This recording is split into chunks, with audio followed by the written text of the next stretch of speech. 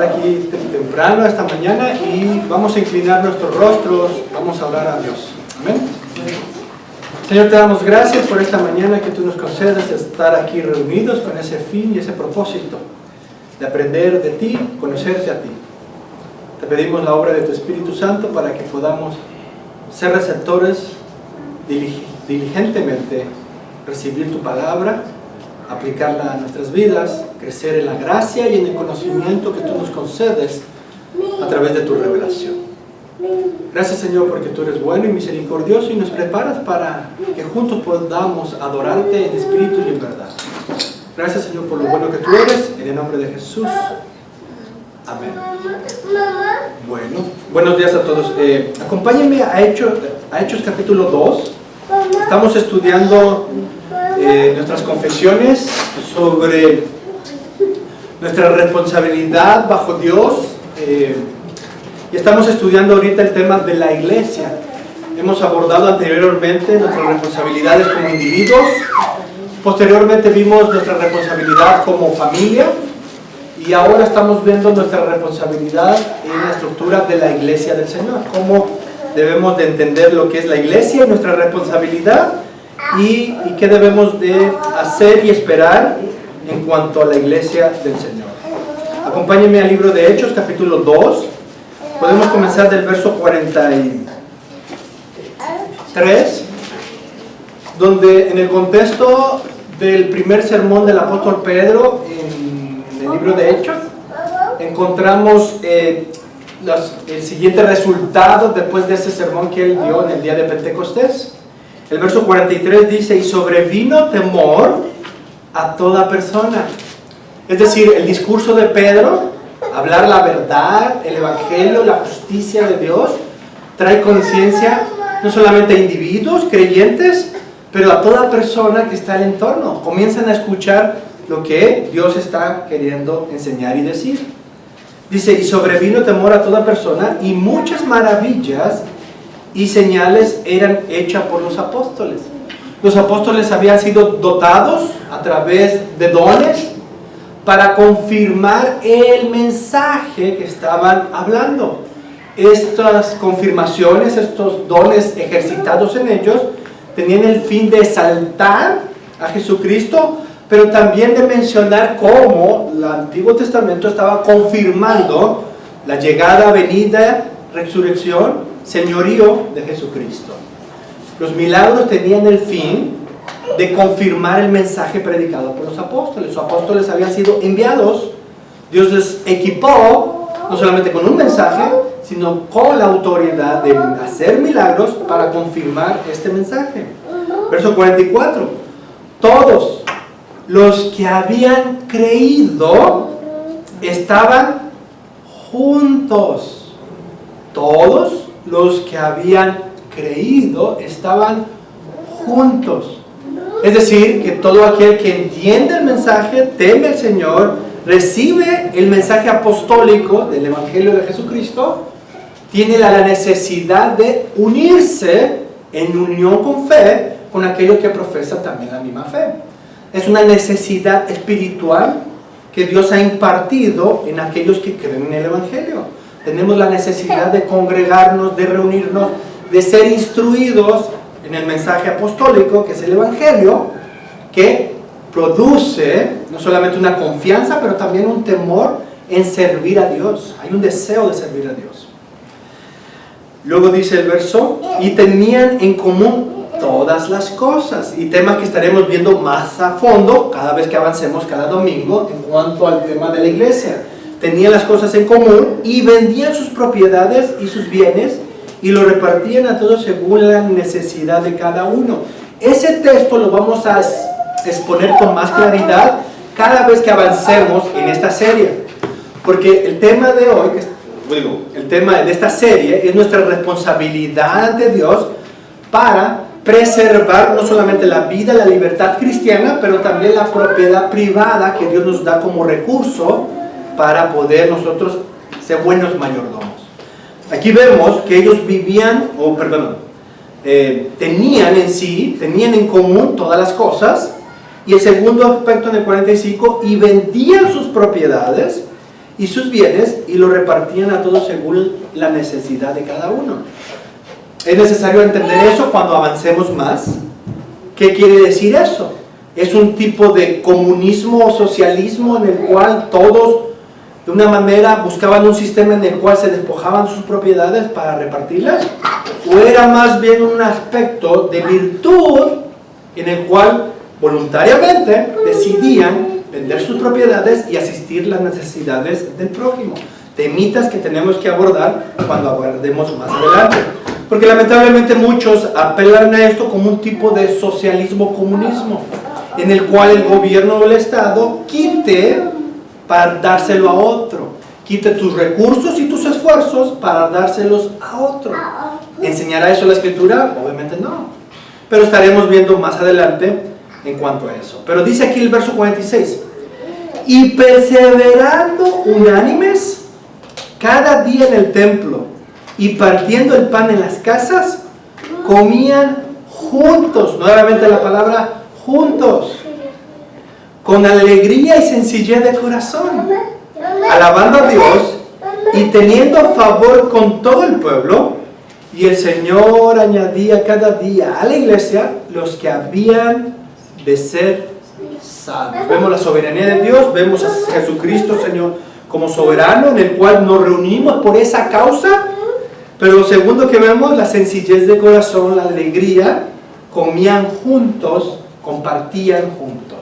Ahora, la semana pasada, si me acompañan nuevamente a nuestro catecismo, nuestras confesiones, y en este caso, en el artículo 28 de nuestras confesiones, las confesiones reformadas, tenemos el siguiente artículo, y estamos viendo de la semana pasada y esta semana sobre las obligaciones de los miembros de la iglesia. El artículo 27 habla de la iglesia santa, en este caso católica, hablando de la iglesia cristiana universal, pero en el artículo 28 estamos viendo las obligaciones de los individuos en relación a la iglesia del Señor Jesucristo.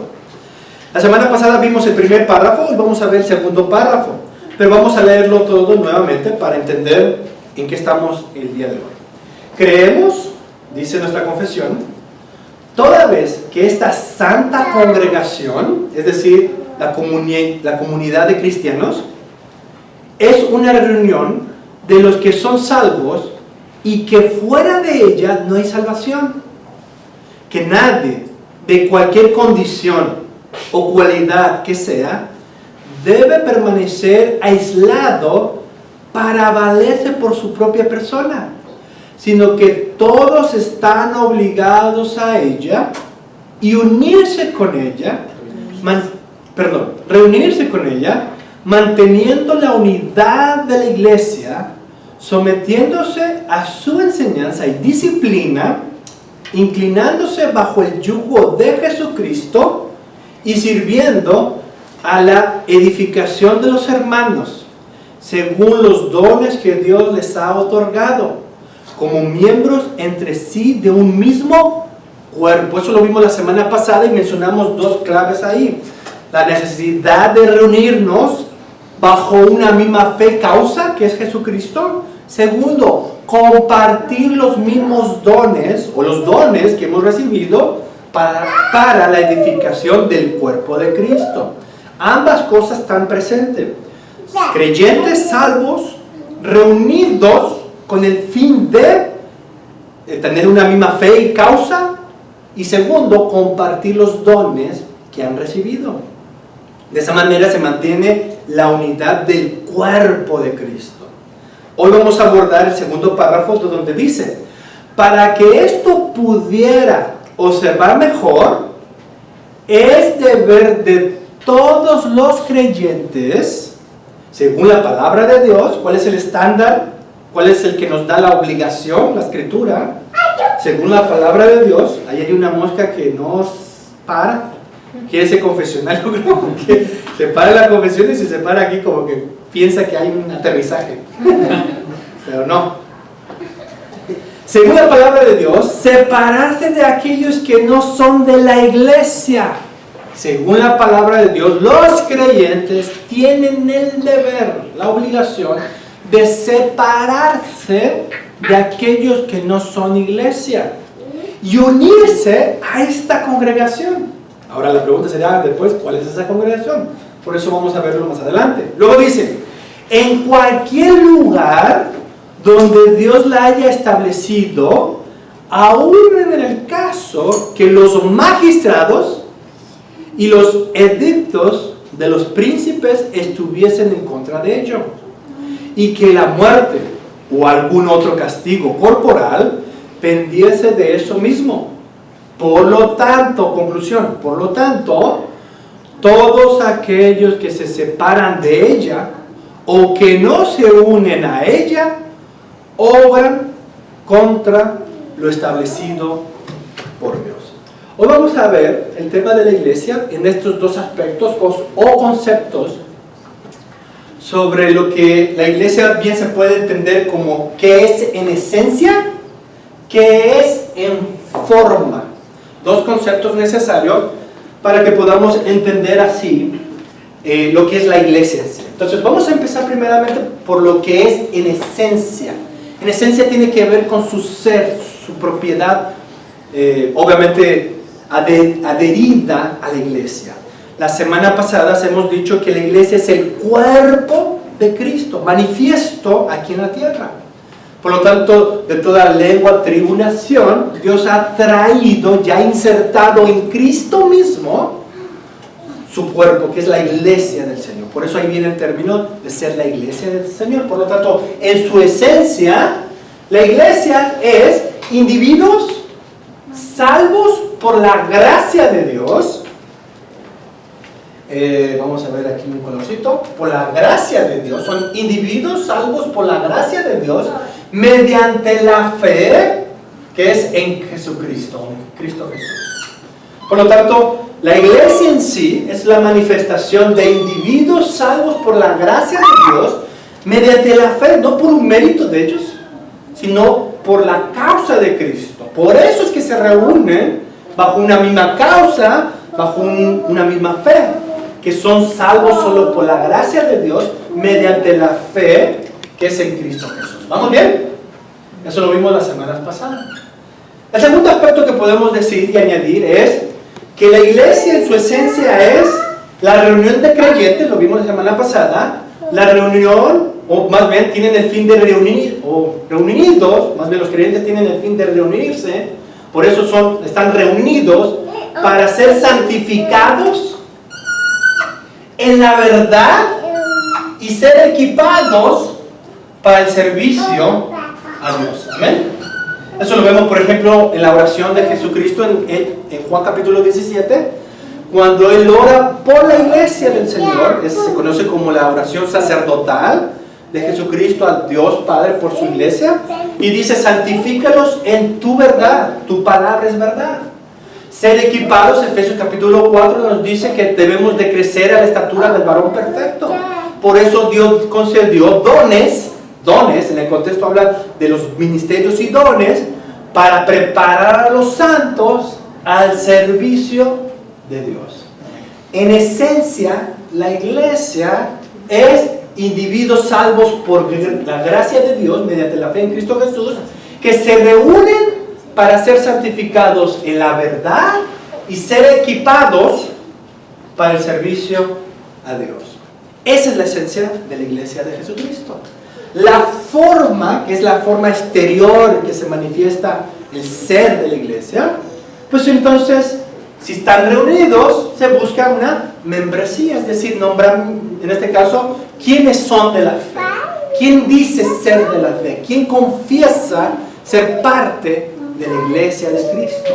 De forma externa, se manifiesta a través de nuestra confesión pública, decir, soy creyente, soy cristiano, profeso que soy un vil pecador, salvo por la gracia de Dios mediante la fe en Cristo Jesús, y que tengo un deber de ser santificado por la palabra de Dios para ser equipado y servir a Cristo.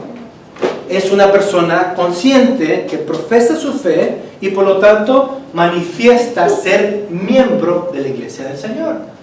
Hay nombramientos. ¿Quiénes son los que lidera tiene la responsabilidad de servir a las mesas de esos que se reúnen para ser santificados.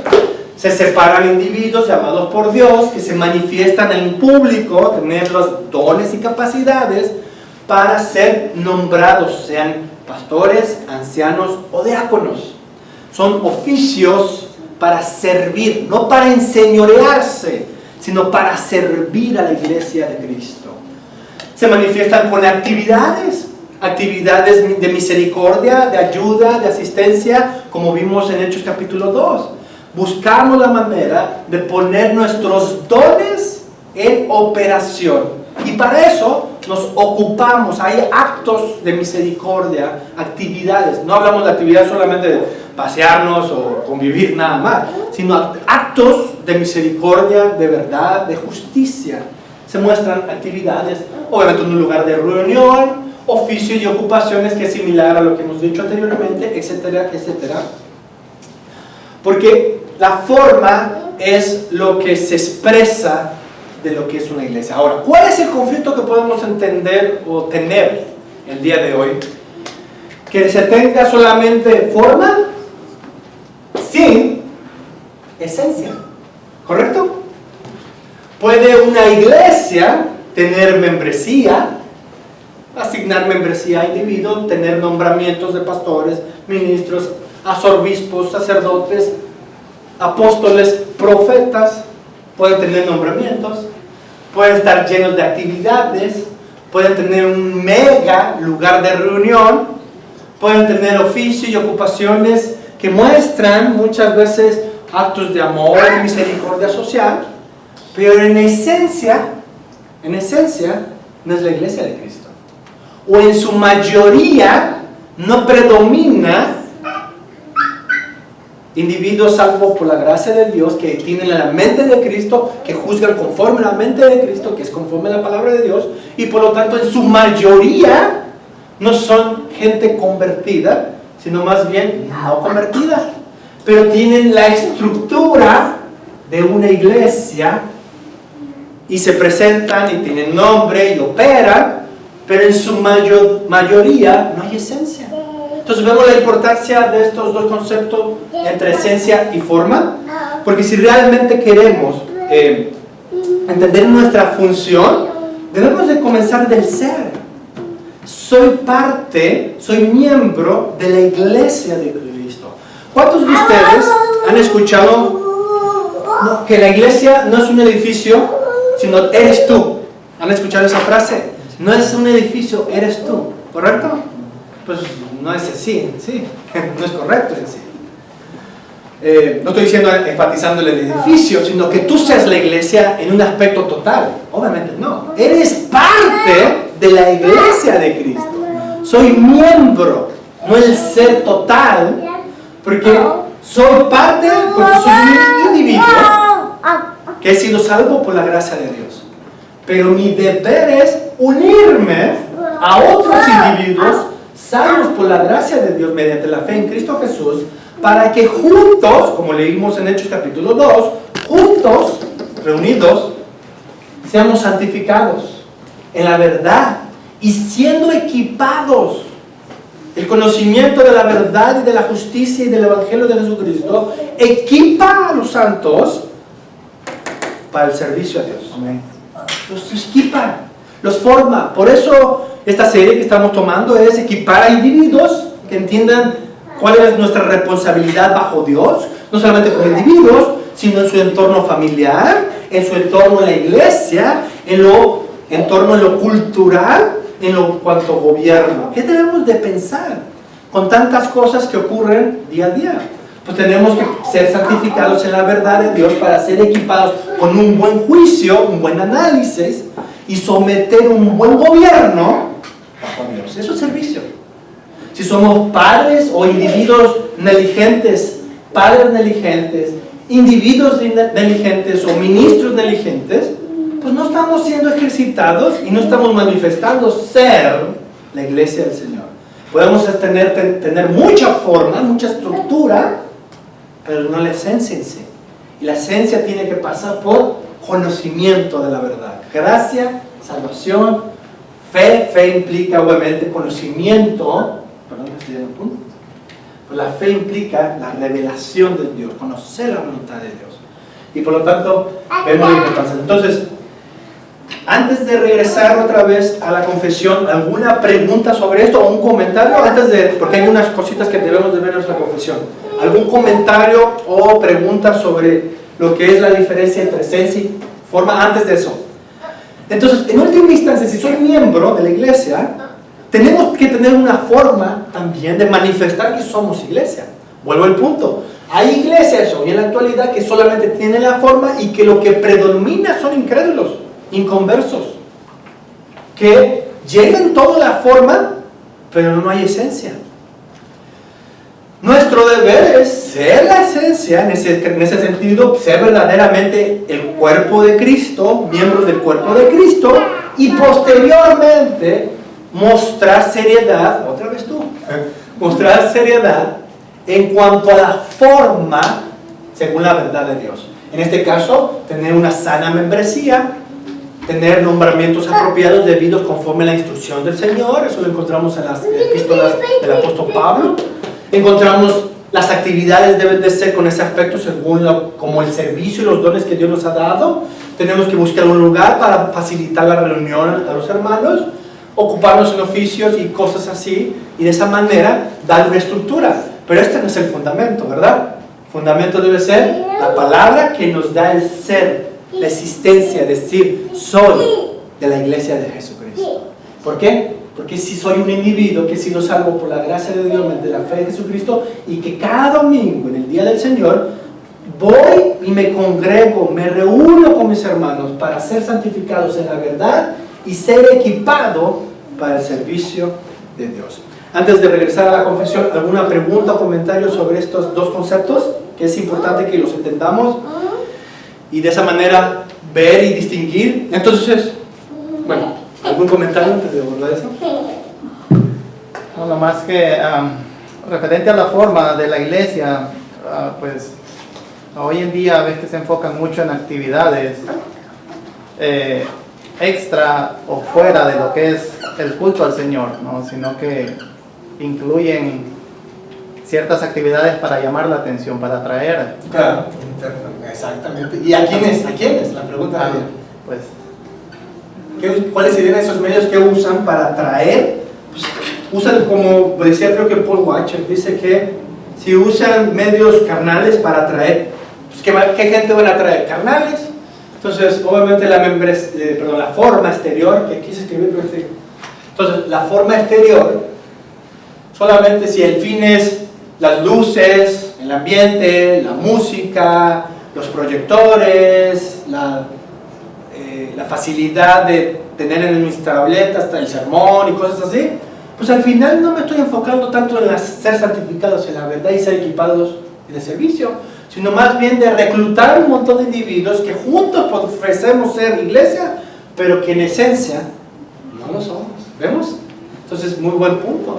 Los medios que se usan de forma exterior va a mostrar qué tipo de esencia hay internamente. Por eso aquí quise escribir, esto sería lo externo, y esto es lo interno. Ahora, interno. Entendemos que la iglesia debe de conocerse en sí misma y exteriorizar todo ese conocimiento. No es neopationismo de lo espiritual y lo malo, lo de afuera es malo, no, sino que la esencia debe de manifestarse en el exterior, nada más. Pero quedarnos solamente con la forma y la estructura sin repasar lo interno, pues entonces cometemos un grave error. Entonces sí, amén. ¿Alguien más? ¿Un comentario? ¿Otro comentario? Bueno, vamos a nuestra confesión nuevamente, porque ¿qué dice nuestra confesión en el segundo párrafo? Dice: para que esto pudiera observarse mejor, es deber de todos los creyentes según la palabra de Dios. Es decir, individuos salvos por la gracia de Dios mediante la fe en Jesucristo, que se reúnen para ser santificados, conocen la verdad, están creciendo en la verdad, tienen un mejor juicio de la verdad, y en este caso, de tener el discernimiento de cómo vivir conforme a la verdad. Entonces, ¿qué dice? Que que según la palabra tienen el deber de separarse de aquellos que no son de la iglesia. ¿Por qué? Porque si yo en lo personal digo, bueno, todas las iglesias son iguales. Todas las iglesias, con que vayas a una iglesia el domingo y, hijo, con que vayas el domingo a la iglesia. Yo me acuerdo de chiquito, aquí tengo que confesar mis pecados de San Agustín. Me acuerdo que cuando estaba yo chiquito, mi mamá me mandaba a la iglesia de la colonia, que es una iglesia católica romana. Y yo me acuerdo que cuando yo llegaba, obviamente ella quería que yo escuchara, que le dejara saber de qué se trató la misa.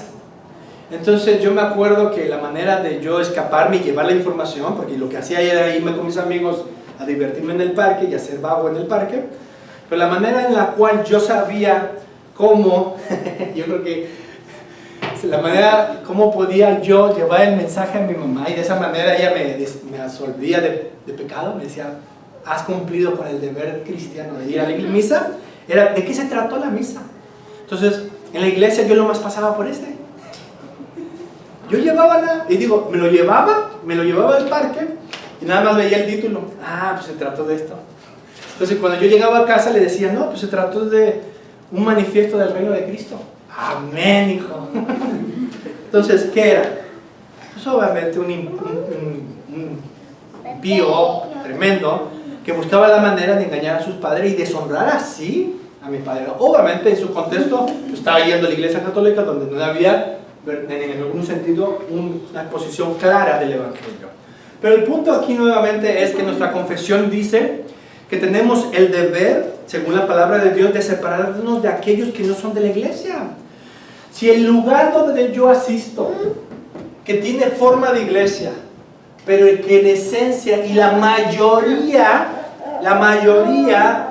no manifiesta una confesión clara y precisa de la gracia de Dios en Jesucristo a favor de pecadores, en la cual la justificación de individuos delante de Dios es solo por Jesucristo, donde no hay una exposición clara de la verdad de Dios para santificar así a los individuos salvos por la gracia de Dios, y no hay equipación, no en actividades seculares o meramente mundanas, sino en la verdad para derribar todo argumento de mentira y engaño que se opone a la verdad de Dios.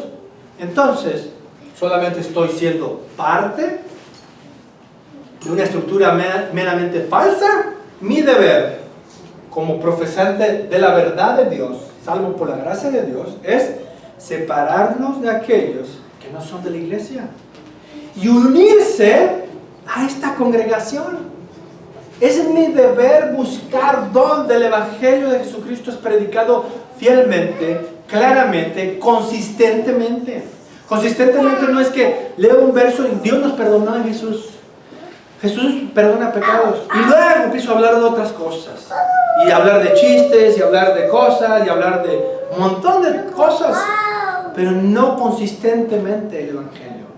Entonces, es mi deber congregarme en un lugar donde se exponga claramente el evangelio de Jesucristo de forma clara, precisa y consistentemente.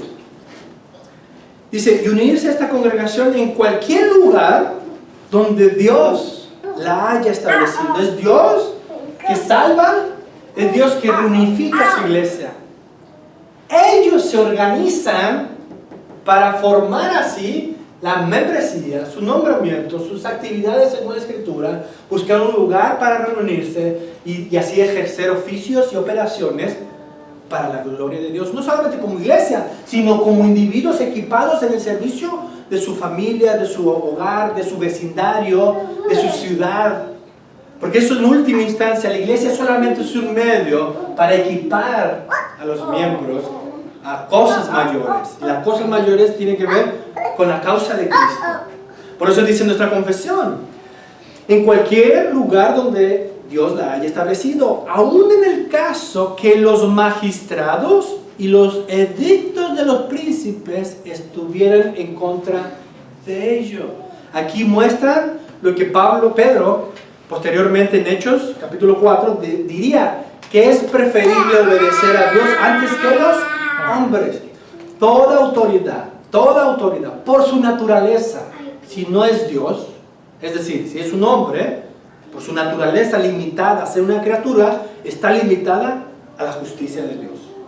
Por lo tanto, toda autoridad que quiera exceder más allá de la verdad y de la justicia de Dios, nosotros tenemos que resistir la tiranía, y en este caso la tiranía es aquello que excede los límites que Dios ha puesto, y mantenernos en la verdad de Dios. Y nuestra confesión es así. No es una confesión revolucionaria, pero sí es una confesión en la cual afirma quién es el soberano. Y no son los magistrados, ni los príncipes, ni sus edictos. Es Dios que debe santificar a su pueblo y ponerse firme en la verdad de Dios. ¿Qué dice? Estuviesen en contra de ello, y que la muerte o algún otro castigo corporal pendiese de eso mismo. Los creyentes, salvo por la gracia de Dios, que han sido santificados por la verdad de Dios, están dispuestos a servir al Señor en cualquier instante. Es cierto, hay grados en los cuales vamos a tener que ser santificados, pero si realmente conocemos la gracia del Señor y a Jesucristo, y estoy siendo santificado en la verdad de Dios, me pararé firmemente en la verdad de Dios, a pesar de que esto implique muerte o algún castigo corporal. Luego concluimos, por lo tanto, todos aquellos que se separan de ella o que no se unen a ella, obran contra lo establecido por Dios. Qué hermosa confesión tenemos, ¿no? Qué hermosa confesión tenemos, porque está rica de lo que la Escritura nos enseña en cuanto a lo que es la iglesia, y los conceptos nos ayudan a tener una ventana más amplia de lo que es la iglesia del Señor. ¿Algún comentario antes de terminar nuestro taller y luego comenzar nuestro servicio de adoración? ¿Algún comentario o pregunta? Especialmente hoy en día que hay tantas iglesias por todas partes, pues esto nos ayuda a tener con claridad qué es una iglesia, un familiar, un amigo, una amistad, que tal vez no estén en esta ciudad, pero están en otra ciudad. O tal vez están en esta ciudad, pero en otra área. Y yo conozco una iglesia en la cual sé y escucho el evangelio predicado consistentemente. Veo individuos salvos por la gracia de Dios mediante la fe en Jesucristo, siendo santificados en la verdad y siendo equipados para el servicio de Dios. Pues yo puedo decir, hermano, congréguese ahí, asista ahí, crezca en la gracia del Señor y en el conocimiento de Dios para la gloria de Dios nuestro Padre. Es nuestro deber que se unan. No, hermano, todas las iglesias son perversas y todos son una bola de ladrones y todos los pastores y todos los ministros y todo esto, pero yo soy salvo. Pues nuestra confesión dice que no la tiene clara el amigo, y tiene que ser llamado al arrepentimiento y fe y saber que Dios es quien preserva su iglesia. Dios, Jesucristo mismo, ha dicho y ha prometido que Él preservaría a su iglesia. Judas capítulo 1 dice: los amados por el Padre, quienes son preservados en Cristo Jesús por Él. Eso garantiza que Él es su obra. Estar nosotros aquí reunidos y enseñar esto de tal manera es que regresamos nuestra atención a la palabra de Dios, y es Dios quien preserva a su iglesia por su palabra, no por meramente medios externos, sino por la esencia de su verdad. Entonces, ¿algún comentario? Y aquí me pongo a predicar a veces. Entonces, ¿algún comentario o pregunta? No me dejen solo en esto, hermanos. Estamos reunidos para ser santificados y ser equipados. Sus preguntas equipan a otros, sus dudas también, sus afirmaciones o comentarios también, para el servicio a Dios. No. Bueno, entonces, antes de terminar, regresemos a Mateo capítulo 16.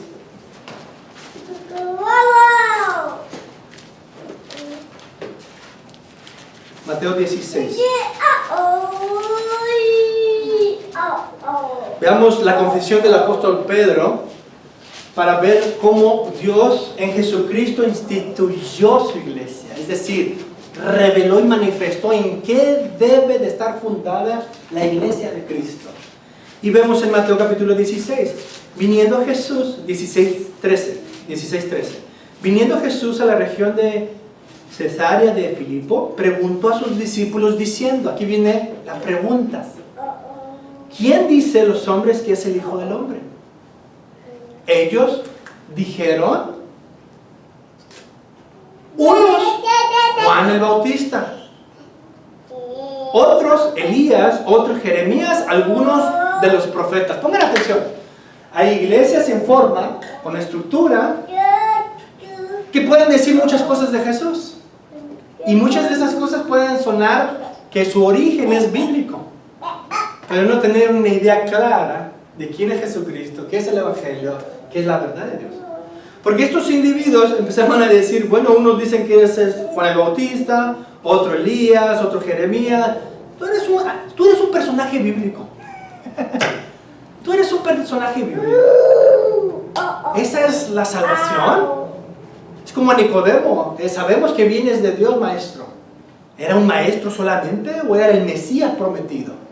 Entonces, vemos que hacer preguntas es, ¿quién es Jesucristo realmente para ti? ¿Es un personaje bíblico o es el Hijo de Dios hecho hombre para salvación y Señor de tu vida? ¿Quién debe gobernar? Entonces vemos que las respuestas son bíblicas, pero no son claras, precisas, consistentes según la Escritura. Se nos demanda aclarar nuestros pensamientos, a ser precisos en nuestras respuestas y ser consistentes con las Escrituras. Y eso lo vamos a ver en Pedro. Y luego vamos a ver por qué Pedro puede responder así. Verso 14, ellos dijeron, unos Juan el Bautista, otros Elías, otros Jeremías, o algunos de los profetas. Él les dijo, ¿y vosotros? ¿Vosotros? ¿Quién decís que soy yo? Ahí la puso más, ya la pregunta tiene más estrecha, el público, y quien tiene que responder, ya me imagino todos ahí, pues ya mencionamos los personajes bíblicos, él es un personaje bíblico, ¿quién es? Respondiendo Simón, Pedro dijo, tú eres el Cristo, tú eres el Cristo, el Hijo del Dios viviente. Hermanos, ustedes leen eso varias veces, pero ¿saben cuánto conocimiento hay ahí adentro? Tú eres el Cristo, el Mesías prometido, el que vendría de la descendencia de David y se sentaría en el trono de David a reinar por los siglos de los siglos. Tú eres el Cristo, pero no solamente el Cristo, no es uno de la descendencia de David, otro hombre nada más, sino el Hijo del Dios viviente, la segunda persona de la Trinidad hecho hombre. En esa declaración de Pedro está mencionando lo que el Antiguo Testamento habló de Jesucristo, pero también el conocimiento que se tiene de Dios mismo, de su promesa hecha realidad de Jesucristo. Dios hecho hombre. Isaías dice, Emmanuel, Dios con nosotros. ¿Se dan cuenta que hay conocimiento, hay esencia de quién es Jesucristo? No es un personaje bíblico, es el Logos de Dios. Él es la fuente de por qué hubo un Juan Bautista, un Elías, un Jeremías, otro profeta, o cualquier profeta, porque de a él hablaban, a él anunciaban, a él señalaban. Luego vemos en el verso 17. Entonces le respondió Jesús, bienaventurado eres, Simón, hijo de Jonás, porque no te lo reveló carne ni sangre, sino mi Padre que está en los cielos. ¿Quién le reveló? ¿Qué fue revelado? Pues la verdad salvífica.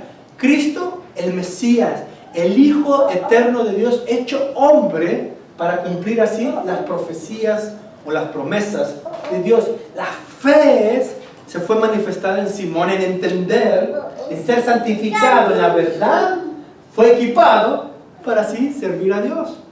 Verso 18, y yo también te digo, el Señor diciéndole a Pedro, y yo también te digo, que tú eres Pedro, y sobre esta roca edificaré mi iglesia. Entonces aquí viene el punto, ¿cuál es el conflicto de los milenios entre los católicos y protestantes? Oye, que el católico al leer eso dice, ¿ves? La iglesia está fundada en Pedro. Pedro es la roca.